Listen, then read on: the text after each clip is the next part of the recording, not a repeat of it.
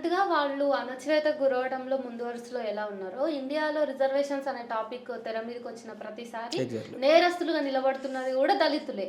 So, reservations ఇప్పుడు దాదాపుగా అన్ని కులాల వాళ్ళకు, అన్ని అన్ని రకాలుగా డిజబిలిటీ పర్సన్స్‌కుంది, విమెన్‌కి ఉంది. ఇట్లా అన్ని రకాలుగా రిజర్వేషన్స్ అందరికీ షేర్ ఉన్నప్పటికీ కూడా ఎందుకు ఈ రోజుకి కూడా దళితుల మీదనే ఎప్పుడు తుపాకీ ఎక్కువ పెట్టబడుతుంది? అంటే ఇది రిజర్వేషన్ కాదు ఇక్కడ. మనం ఇందాక మాట్లాడుకున్నట్టు దళిత్స్ అనే వాళ్ళని టార్గెట్ చేయడానికి కారణం కులం, రిజర్వేషన్ కాదు. హ్మ్. దళితులు అంటే ఇట్లనే ఉండాలా, వాడు అదే డ్రైనేజీ పక్కన గుడిసేసుకొని బతకాలి, తిండి లేకుండా ఉండాలా, చాలా అగ్లీ లైఫ్లో ఉండాలి, చదువుకోవద్దు, కూలి పని చేయాలా, మనకి ఎప్పుడైనా కోపం వస్తే తంతే పడి ఉండాలా, మనం ఎప్పుడైనా ఏదైనా తిక్కబుట్టి రేపులు చేస్తే ఊరుకోవాలా, ఇట్లాంటి మెంటాలిటీలో సొసైటీ వాళ్ళని అట్లా చూస్తూ ఉంటుంది. సో ఇప్పుడు ఈ రాజ్యాంగం, ఈ చట్టాలు బలమైన వచ్చిన తర్వాత వాటిని డైరెక్ట్గా ఎక్స్ప్రెస్ చేయలేం కాబట్టి ఈ రిజర్వేషన్ అనే మంచి టూల్ దొరికింది. అది దొరికినప్పుడల్లా వాళ్ళపైన అటాక్ చేస్తూ ఉంటారు. బీసీలు కూడా ఎస్సీలను ఎందుకు అటాక్ చేస్తారంటే ఇదే క్యాస్ట్ బయాస్, ఇది రిజర్వేషన్ కాదు. బీసీలకు రిజర్వేషన్ ఉంది. అసలు ఆ మాటకు వస్తే ఇప్పుడైతే రిజర్వేషన్ లేనోడు ఎవడు ఇండియాలో? రిజర్వేషన్ లేనోడు అనేది జీరో, అందరికీ రిజర్వేషన్ ఉంది. ఈడబ్ల్యూఎస్ కూడా మిగతా రిజర్వేషన్ లేని వాళ్ళకి కదా. కానీ ఎందుకు దళిత్స్ టార్గెట్ అవుతారంటే ఈ సోషల్ బ్యాక్గ్రౌండ్ నుంచి చూడలేరు, వాళ్ళని ఓర్చుకోలేరు. అది వెనకటి నుంచి వచ్చిన అలవాటు, అది వాళ్ళ అలవాటును తీసుకోలేకపోతారు. ఎవరినో ఒకరిని వివక్ష ఉపయోగకుండా బతకలేరు. ఈజీగా ఎవడు దొరుకుతాడు. ఎందుకు దళిత్సే టార్గెట్ అవుతారంటే దళితులు అన్ని రంగాలలో పవర్ఫుల్గా ఉంటారు. కార్పొరేట్లు వాళ్ళ దాంట్లో లేరు. బలమైన రాజకీయ నాయకులు, సరే ఒక పార్టీ ఉన్నప్పటికీ ప్రస్తుతానికి ఆ పార్టీ బలహీనంగా ఉండడం, అంటే మళ్ళీ ఒక పార్టీ బలంగా ఉన్నప్పటికీ దేశవ్యాప్తంగా ప్రభావం చూపలేదు కదా. అన్ని రంగాలలో దళితులు వెనుకబడి ఉంటారు. సో ఈజీ టార్గెట్ అనమాట, వాన్నే ఎవరైనా అంటారు. అయితే సీజేపీ మూవ్‌మెంట్ బలాన్ని పుంజుకున్నది చూసి రిజర్వేషన్స్ హటావో ఆందోళన కూడా అట్లనే అదే మైలేజ్‌ని ఎక్స్‌పెక్ట్ చేసి సోషల్ మీడియా ద్వారా స్టార్ట్ అయింది. నేను కూడా డే 1లో చాలామంది చదువుకున్న మూర్ఖులు ఉన్నారు కాబట్టి దీనికి కూడా ఆ స్థాయి మైలేజ్ అందుతదనే అనుకున్నా. కానీ ఒక 2, 3 డేస్ తర్వాత దాని ప్రభావం అంటే ఈరోజు నిన్న దాని ప్రభావం అంత ఏం కనిపించట్లేదు అనిపించింది.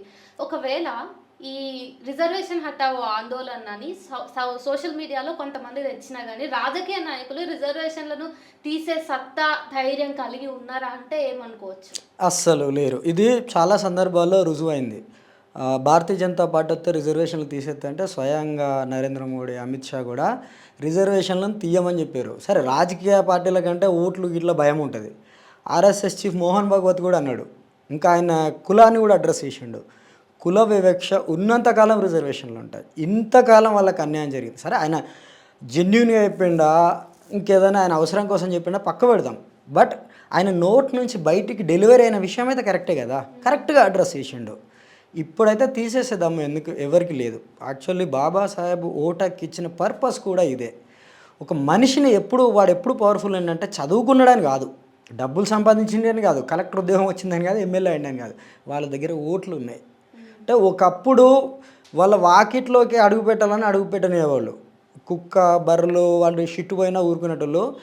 ఈ ఎస్సీలు కానీ ఎస్టీలు కానీ వీళ్ళు వచ్చినప్పుడు రానివ్వనోళ్ళు, వాళ్ళని చూడనోళ్ళు వాళ్ళ దగ్గరికి పోయి కాళ్ళు మొక్కి ఓటు అడుగుతారు. సో బికాస్ ఆఫ్ ఓటు అత్యంత శక్తివంతమైంది. ఈ ఓటు ఉన్నంత కాలం రిజర్వేషన్ల అంశం అనేది అట్లనే ఉంటుంది. అది ఇంకొక 50 ఏళ్ళైనా దాన్ని తీసేసే ధైర్యం ఎవరికి లేదు, ఆ సాహసం కూడా చేయరు. ఎవరైనా అంటే రాజకీయ మెయిన్ స్ట్రీమ్ పాలిటిక్స్లో ఉన్న వాళ్ళు అయితే అన్నారు, కానీ వాళ్ళ మద్దతుదారులో పెద్దగా అంత ప్రభావం లేని వాళ్ళ మధ్య చర్చ జరుగుతుంది. కానీ మీరు ఎవరైనా చూడండి, ఏ ఫీల్డ్లో ఉన్న పెద్ద వ్యక్తులు డైరెక్ట్గా రిజర్వేషన్స్ అటాక్ చేసిన పర్సన్ ఒక్కరిని చూపించండి, ఇంపాసిబుల్ అది. సో ఇప్పుడు ఆ రిజర్వేషన్ హటావో ఆందోళన అనేది అక్కడనే నిర్వీర్యం అయిపోతుంది అంటారా? నిర్వీర్యం ఏం కాదు, చెప్పినాం కదా, ఉంటుంది పెద్ద వాళ్ళకు కూడా మనసులో ఉంటుంది, ఇది ఎందుకు వీళ్ళను ఏదో ఒకటి అనాలని. అసలు అంటే మళ్ళీ ఇక్కడ టాపిక్ రిజర్వేషన్ కూడా కాదు, మళ్ళీ ఈ క్యాస్ట్ ఇన్ఈక్వాలిటీస్ ఎప్పుడు ఉంటాయి. ఆ చర్చలో రిజర్వేషన్ అనే అంశం కావచ్చు, మిగతా కావచ్చు, ఎప్పుడు పచ్చిగా నాంతనే ఉంటాయి. అది దానికి అంతం లేదు. అది అయితే మీరు ఇందాక అన్నారు అన్నింటికంటే కూడా ఓటు హక్కు అనేదే చాలా పవర్ఫుల్. సో దళిత్కి అది ఉంది కాబట్టి అని చెప్పేసి మీరు ఒక మాట అన్నారు. కానీ ఇప్పుడు చెప్పండి, ఓట్ చోరీ లాంటి వార్తలు అలాంటి ఇన్సిడెంట్స్ చూసిన తర్వాత నిజంగానే ఓటుకు ఆ విలువ ఉంది అంటే డౌట్ అనిపిస్తుంది. అంటే మ్యానిపులేషన్ అనేది జరుగుతుంది. అది ఎట్లా జరుగుతుంది అంటే 1991కి ముందు ఈ దేశంలో చాలామందికి ఐడి కార్డ్స్ ఉండేవి కాదు, ఓటర్ ఐడి కార్డులు లేవు. అప్పుడు చాలా దారుణమైన ఓట్ చోరీ జరిగింది. అంటే మనం ఇప్పుడు చూసి మాట్లాడుకునే దానికంటే టిఎన్ శేషన్ గారు చీఫ్ ఎలక్షన్ కమిషన్ అయిన తర్వాత ఆయన బలవంతంగా, అంటే అప్పుడు గవర్నమెంట్ కొంచెం బలహీనంగా వచ్చింది కేంద్రంలో, దాన్ని అవకాశంగా చేసుకొని ఆయన పవర్ఫుల్గా పనిచేసి ఓటర్ ఐడి కార్డులు ఇచ్చిండు.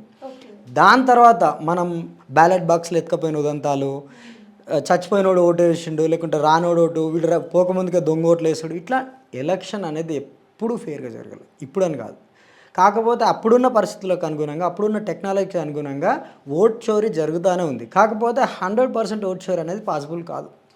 కొంత ఓటింగ్ అయితే నిజాయితీగా కాస్ట్ అవుతుంది. అయితే వీళ్ళు ఏం చేస్తారు అంటే వాళ్ళకు సరిపడా గెలుపోటమిని నిర్ణయించేంత వరకు మ్యానిపులేట్ చేసుకుంటారు. ఒకవేళ నిజంగా 100% ఓట్ చోరీ జరిగిందంటే కాన్షీరామ్ అనేవాడు జాతీయ స్థాయిలో బహుజన సమాజ్ పార్టీ నిలబెట్టేవాడు కాదు. క్లియర్ కదా. అంటే ప్రభుత్వాలు, సంకీర్ణ ప్రభుత్వాలు వచ్చినప్పుడు ప్రజాస్వామ్యం బలంగా ఉంటుంది. ఒక పార్టీ ప్రభుత్వం వచ్చినప్పుడు ఇట్లాంటివి జరగడం కామన్. ఎందుకంటే బలమైన పార్టీ చుట్టూ ప్రభుత్వ వ్యవస్థలు కూడా సాగిలో పడతాయి, వాళ్ళు ఏం అనలేరు. ఈవెన్ కోర్టులు కానీ ఇవాళ అదే పరిస్థితి కదా. ఒకప్పుడు ఇందిరా టైంలో ఇట్లనే ఉండేది, ఇందిరాగాంధీ టైంలో. మళ్ళీ ఆఫ్టర్ ఇప్పుడు నరేంద్ర మోడీ టైంలో కూడా అన్ని వ్యవస్థలు అని ఆరోపణలు బలంగా ఉన్నాయి. ఇక నిజం ఎంత వాస్తవం ఎంత అనేది అందరికీ తెలుసు.